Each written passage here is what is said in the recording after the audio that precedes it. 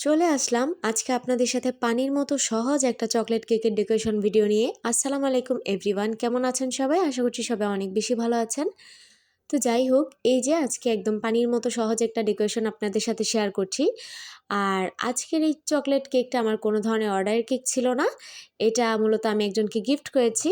যার জন্য কেকটা ছিল সে হচ্ছে আমার জায়ের ছোট ভাই। তো তার জন্য এটা আমার পক্ষ থেকে একটা ছোট্ট উপহার ছিল। তাই আমি এখানে আর কি আমার মন মতো করে এই ডেকোরেশনটা করছিলাম। এখানে যেহেতু কোনো ধরা বাঁধা ডেকোরেশন ছিল না। তো এই যে আমি ফার্স্টে এখানে কি করছি, এখানে আমি চকলেট কেকটাকে আজকে ভেবেছিলাম যে একটু আউটসাইডে ভ্যানিলা ফ্রস্টিং দিয়ে কাজটা করব। আমি না ইদানিং চকলেট কেক এত বেশি করছি আমার নিজের কাছেই একদম মানে বোরিং হয়ে যাচ্ছে আমার এই কাজটা করতে গিয়ে। তাই আজকে ভেবেছিলাম যে একটু ডিফারেন্ট করি। সেইটা ভেবে আসলে মূলত আমি ভেবেছি আজকে বাহিরে হোয়াইট ক্রিম রাখবো আর এটার উপরে যা করি ডেকোরেশন পরে সেটা দেখা যাবে। তো আমি যখন এই কাজটা করছিলাম তখন আমার মাথাতে একদম সিম্পল একটা ডিজাইন ছিল। মানে কোনো নজেল থাকবে না, কিচ্ছু থাকবে না। আমি এরকম একটা ডিজাইন ভেবে রেখেছিলাম, যেটা আর আমি পরবর্তীতে করিনি কারণ আমার নিজের কাছে ভালো লাগছিল না কেন জানি। তো যাই হোক, এই যে কথা বলতে বলতে আমার কেকটা কিন্তু এখানে কভার করা শেষ ক্রিম দিয়ে। আর এখন আমি যেটা করছি সেটা হচ্ছে সুন্দর করে এখানে আমি কেকের মধ্যে ফিনিশিংটা দিয়ে নিচ্ছি। এরই মাঝে আপনাদের সাথে কিছু কথা বলে নেই। আপনারা আমাদের পেজে জানেন অনেক কনটেস্ট দেওয়া হয় প্রতি সপ্তাহে, আমরা এখন চেষ্টা করছি সেটা করার।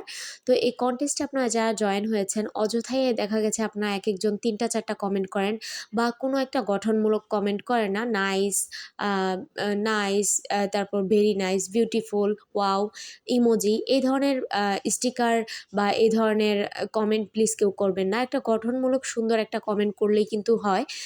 তো এই ধরনের কমেন্ট পরবর্তীতে যারা করবেন তাদের কমেন্ট কিন্তু আর আমি গ্রহণযোগ্য হিসেবে নিব না। আমি ডিলিট করে সেটার পয়েন্টটা মাইনাস করে দিব। কারণ এটা আসলে কোনো ভালোর দিকেও পড়ে না। একটা পোস্টের সৌন্দর্য এটাতে থাকে না। তো যাই হোক, কথার মাঝে এখানে আমি গানাশটাও দিয়ে দিলাম। আর আমি চাচ্ছিলাম এখানে গানাশটা দিয়ে একটু কভার করতে, যাতে হোয়াইটের মধ্যে ব্ল্যাক কালার কম্বিনেশনটা অনেক বেশি সুন্দর দেখায়। তো এই যে এরপর দেখেন আমি কি করছি, এখানে আমি চকলেট চিপসগুলো দিয়ে নিচ্ছি।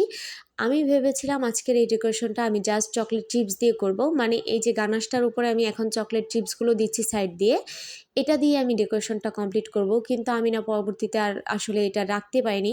আমি জানতাম যে কেকটা ভালো লাগছে, মানে দেখতে কিন্তু ভালোই লাগছিল, খারাপ লাগছিল না।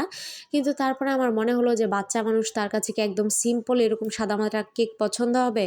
মানে যেহেতু সে খুবই ছোট, তো আমি সেই কারণে পরবর্তীতে আমার ডিসিশনটা চেঞ্জ করলাম আর তাড়াহুড়ো করে গিয়ে আমি কয়েকটা চকলেট টপারও বানিয়ে নিলাম। আর মাঝে আমি দেখেন আজকে একদম সিম্পল পানির মতো বলেছি এই কারণেই, কারণ শুধুমাত্র একটা 6B নজেল দিয়ে এরকম প্রেস করে কিন্তু সুন্দর একটা ফ্লাওয়ার করে নিয়েছিলাম হোয়াইট কালারের মধ্যে। এর চেয়ে সহজ আর কিছুই হতে পারে না আমার মনে হয়। তো আপনারা যারা নতুন আছেন তারা কিন্তু চাইলে আমার আজকের এই ডেকোরেশনটি আপনারা রিক্রিয়েট করতে পারেন। তো যাই হোক, এই ছিল আমার কেকের ফাইনাল লুক। ভিডিওটি ভালো লাগলে প্লিজ আমার পেজটিতে ফলো দিয়ে পাশে থাকবেন। আজকের মতো বিদায় নিচ্ছি। সবাই সুস্থ থাকবেন, ভালো থাকবেন। আল্লাহ হাফিজ।